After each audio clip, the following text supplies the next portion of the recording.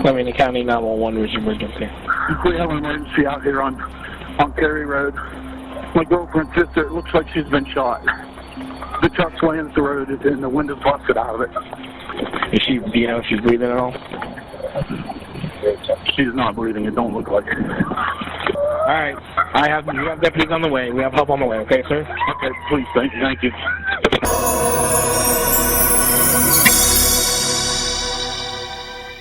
She drove home in the dark and got her mail before she pulled in. That's how routine it was.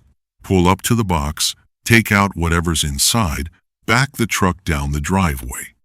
Except on this particular evening, a cold Wednesday in late November of 2023, the truck never moved again. When her family found Michelle Long hours later, the engine was still running. The backup lights were still on.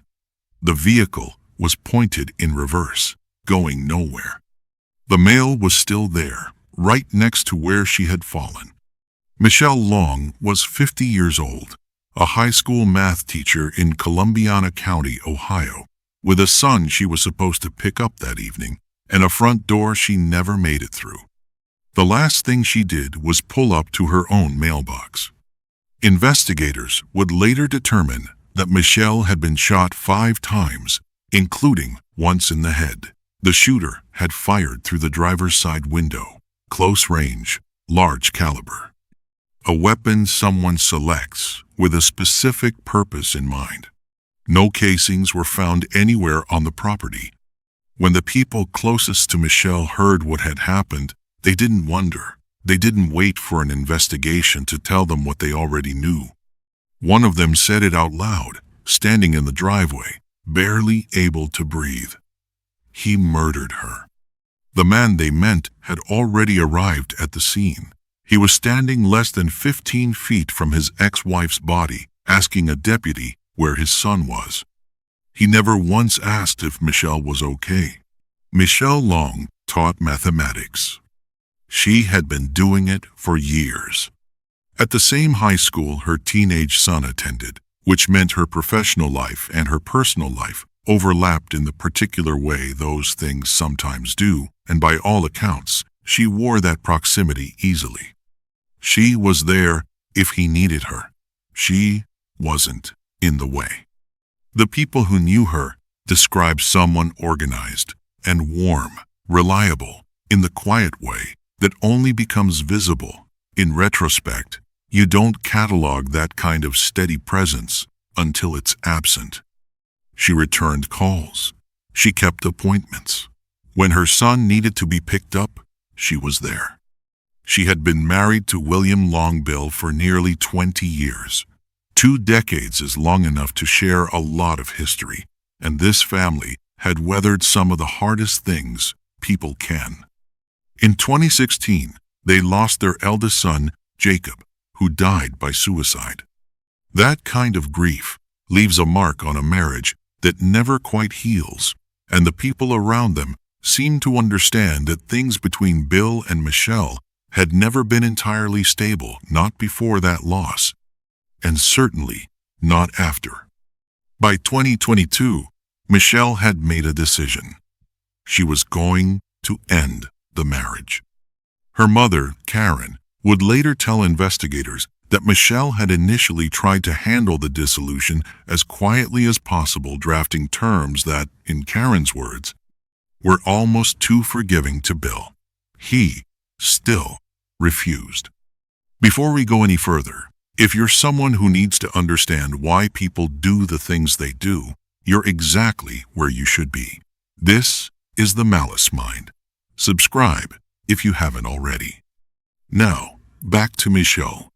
Her colleagues say she confided in them during the proceedings carefully, selectively, the way someone does when they've decided not to make a scene but genuinely cannot hold everything in anymore. Michelle knew something was wrong. She had known for a while. It was a school day. Bill Long had scheduled time with his son that afternoon. Michelle had agreed to let the boy spend a few hours at his grandfather's garage, a standing arrangement, familiar enough that nobody gave it a second thought. It was where Bill and the kid typically spent that kind of time together. At approximately 2:30 in the afternoon, Bill arrived at the high school to collect his son. Michelle was on campus. She taught there, but the two of them did not speak. Bill confirmed this himself later that same night. Michelle was expected to pick up her son from Bill's residence at 8 p.m. When she didn't arrive, her family didn't panic immediately. But by 9, her mother Karen was making calls, multiple calls, to multiple people, getting no answer anywhere, and then calling Michelle's sister Sarah to say something was wrong. Sarah Lewis grabbed her keys and drove over with her boyfriend, Robert Morris. She left the house so quickly she was still wearing her slippers. From the road, she could see the truck. The backup lights were on. The engine was running. The vehicle was sitting in reverse, pointing away from the house, going nowhere. She ran to the driver's door and pounded on the glass, calling Michelle's name. She couldn't see in through the dark. She went around to the other side. She pounded again. Then she saw the hole in the glass, and the second hole beyond it. She understood what she was looking at. Robert Morris called 911. Columbiana County Sheriff's deputies arrived within minutes. First responders confirmed that Michelle was deceased. She had sustained 5 gunshot wounds in total, as the medical examiner would later determine, including at least 1 to the head. The forensic picture was consistent with a large caliber weapon fired through the driver's side window at close range. The caliber was substantial, a round large enough to pass through the window, through Michelle, exit the opposite window, and continue across the street. She had already gotten her mail. It was right there beside her. There were no casings. There were no witnesses. There was only the truck, the mail, and the cold November air. 5 shots, large caliber, a round capable of penetrating 2 windows and traveling across a public road before coming to rest on a neighboring property. No spent casings anywhere on the grounds. A body in a vehicle still running, positioned in reverse, meaning Michelle had retrieved her mail and was preparing to back toward the house when she was shot. This was not random. Forensically, investigators noted that the sheer number of wounds was consistent with what homicide analysts describe as overkill, a level of force well beyond what was necessary to end a life. That pattern typically points to one thing: the motive was deeply personal. Bill Long arrived at the scene within the same hour Michelle was found. Deputies had to redirect him twice from trying to enter the home. When they asked him questions, he offered almost nothing. When the officer attempted even basic conversation, "When did you last see her? Do you know if she had any disputes with anyone?" Bill invoked his right to counsel and went quiet. The responding deputy noted in his assessment that Bill exhibited no visible signs of grief, no shock, no tears, no questions about what had happened or who might have been responsible. What he did ask about was his truck. Police seized a firearm from inside Bill's white pickup at the scene and took his cell phone before he left that night with his son. Both were described publicly as precautionary measures. The instinct behind them was something more. In the days that followed, detectives began constructing a detailed portrait of the relationship. Michelle's sister Sarah described years of sustained verbal degradation, Bill calling Michelle stupid, telling her she couldn't manage anything, and as the divorce proceedings dragged on, involving their own son, asking the child within Michelle's earshot whether his mother was foolish. Sarah told investigators she had sat in a room and started crying just from hearing it. Michelle's mother Karen painted a picture of a marriage that had always carried strain and a man whose behavior, in the years surrounding the divorce filing, had grown increasingly erratic and volatile. He had not changed suddenly, she said. He had intensified. The financial dimension added specificity to the motive. A judge had ordered Bill to pay Michelle $100,000 as part of their settlement. Bill contested the ruling on the final allowable day, not to change the outcome, but to delay enforcement. He then stopped making the court-ordered house payments and other contributions entirely. According to Sarah, the legal battle had consumed him in a way that was no longer about money. It was about something else. There was also the question of a weapon. Bill's girlfriend, Leanne, owned the home where he had been staying. Her daughter told investigators that Bill kept a .244 Magnum revolver in the nightstand drawer of the room he used. On the night of the murder, she had checked that drawer. The revolver was not there. She estimated she hadn't seen it in roughly a month. When detectives pulled the official divorce asset inventory, the documented list of property compiled during proceedings, a .44 Magnum revolver appeared on it. It was not among the firearms seized from Bill's truck at the scene. It was not among the weapons collected during the search of Leanne's residence. Bill's attorney said he had sold it. Months passed. Bill Long remained free. The investigation had motive, timeline fragments, a missing weapon, and a suspect who had behaved, from the moment he arrived at the crime scene, as though he were managing a situation rather than grieving a person. But without casings, without the gun, without a direct witness to the act itself, the evidentiary case had a visible gap in its center. Michelle's family waited. Investigators kept working. The answer had been on the road the whole time. The break came from a single stretch of road and the people and cameras along it. At 5:08 p.m. on November 29th, one of Bill's longtime friends spoke with him by phone for approximately 7.5 minutes. The friend was driving along Route 164, the road connecting the area of Bill's father's property to the neighborhood where Michelle lived, when he spotted a truck he recognized. He asked if it was Bill. It was. Bill told the friend he was just taking the vehicle out an older truck, a 2005 blue Chevrolet he also owned, a second vehicle that had been sitting unused. Investigators obtained a warrant and seized that blue Chevrolet from Bill's father's property. The truck itself did not yield significant physical evidence at initial examination. But the mention of it, Bill's confirmed location on Route 164 at 5:08 p.m. in a vehicle no one had been looking for, sent detectives searching for cameras along that road. They found one. A business on Route 164 had exterior security cameras pointed at the street. On November 29th at 5:17 p.m., those cameras captured Bill's blue Chevrolet moving northbound toward Michelle's home on Curry Road. At 6:15 p.m., those same cameras captured the same truck heading southbound back in the direction of Bill's father's property. Between those two camera captures, Michelle's neighbors had reported hearing two loud impacts at approximately 5:45. Leanne had called Bill at 5:54 p.m. No answer. She called again at 5:58 p.m. Still no answer.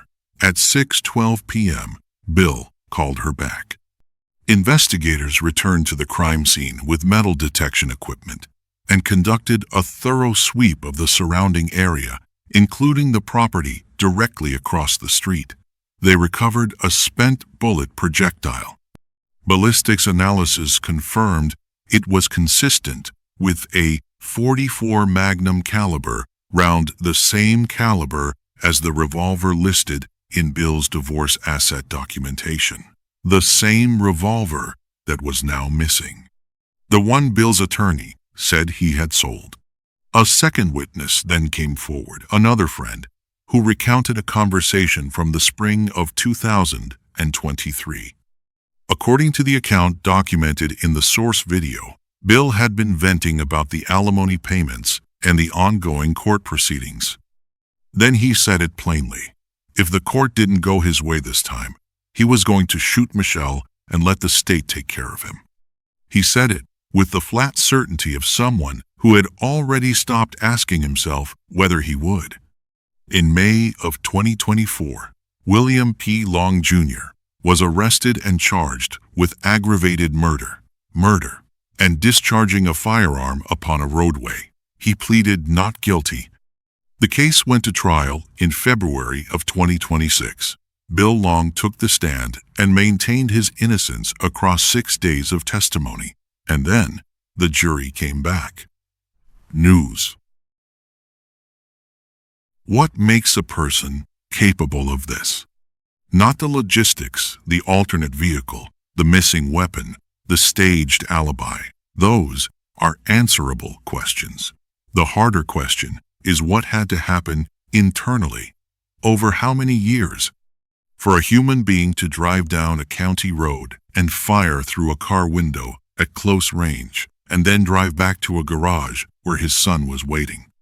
The behavioral profile across this case is consistent with what forensic psychologists and criminologists identify in a specific category of intimate partner homicide, not an impulsive act, but a calculated one, the terminal event in a long pattern of coercive control. Researchers in the field describe coercive control as a sustained behavioral framework designed not simply to hurt a partner, but to manage them, to constrain their autonomy, systematically erode their self-concept, and maintain dominance within the relationship structure. The verbal abuse documented here was not volatile. It was a methodology. Specific, targeted, sustained over years. You are stupid. You can't handle anything.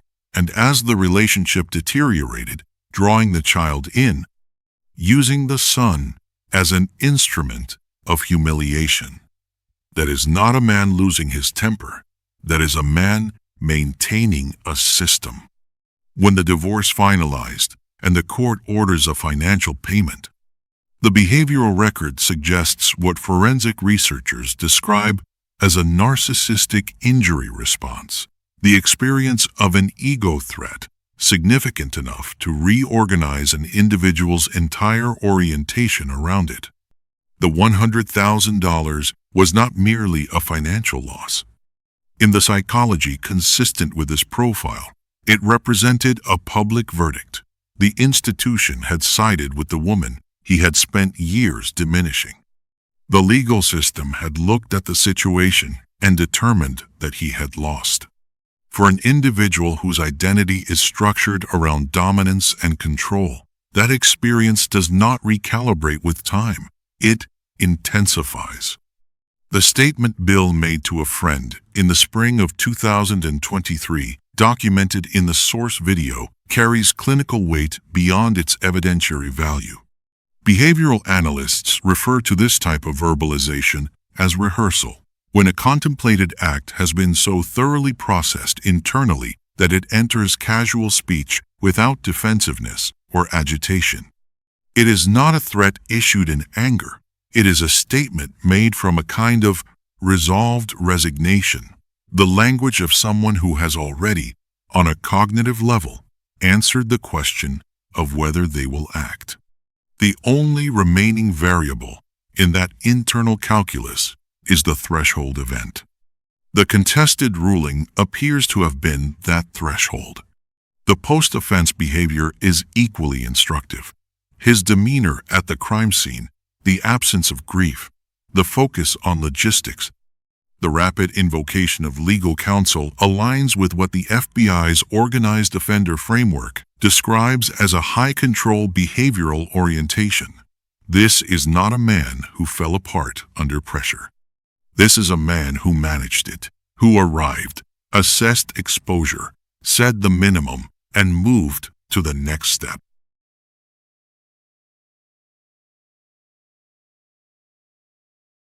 In February of 2026, 12 jurors found William P. Long Jr. guilty of aggravated murder, and the associated firearm charges.